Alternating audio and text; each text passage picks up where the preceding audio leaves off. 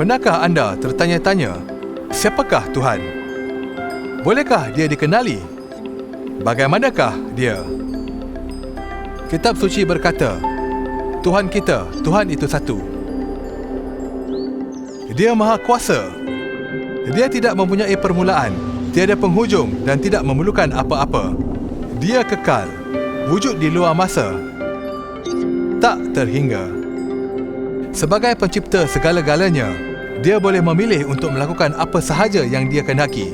Dan dalam kasih-Nya yang tidak terhingga, dia memilih untuk mencipta kita supaya dapat berhubung dengannya dan mengenalinya. Dalam kitab suci, ia jelas. Dia tidak berubah, murni dan mulia dalam semua jalannya. Namun, dia mahu menyambut kita ke dalam keluarganya sebagai anak. Dia mahu menjadi bapa syurgawi kita. Tetapi dia juga raja segala-galanya, kelihatan dan tidak kelihatan.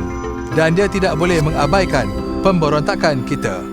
Jadi apabila orang menentang perintahnya, kemarahannya membara terhadap tindakan kita. Sebagai hakim yang sempurna, dia menegakkan kebenaran.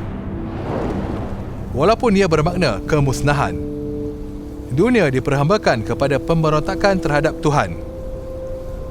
Dan dia meratapi pemberontakan kita. Tetapi Tuhan juga berkuasa. Begitu berkuasa, dia boleh menembus yang tidak suci dan mengubahnya menjadi kasih dan kebenaran. Dia boleh mendekatkan kita kepadanya. Dengan kesabaran dan kemurahan hati, dia menjaga anak-anaknya, membimbing mereka dan menggalakkan mereka. Nikmat-Nya melimpah ruah. Dan apabila dia berjanji, dia setia menepatinya. Dia sentiasa hadir, lebih besar daripada yang kita bayangkan. Tetapi juga dekat, peribadi, raja segalanya, namun juga Bapa. Dia sempurna dalam segala hal, termasuk kasih-Nya kepada kita.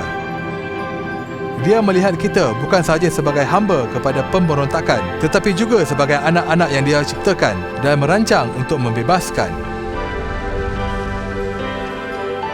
Dia menjemput kita untuk mengenali Dia dan hidup dalam hubungan dengan Dia.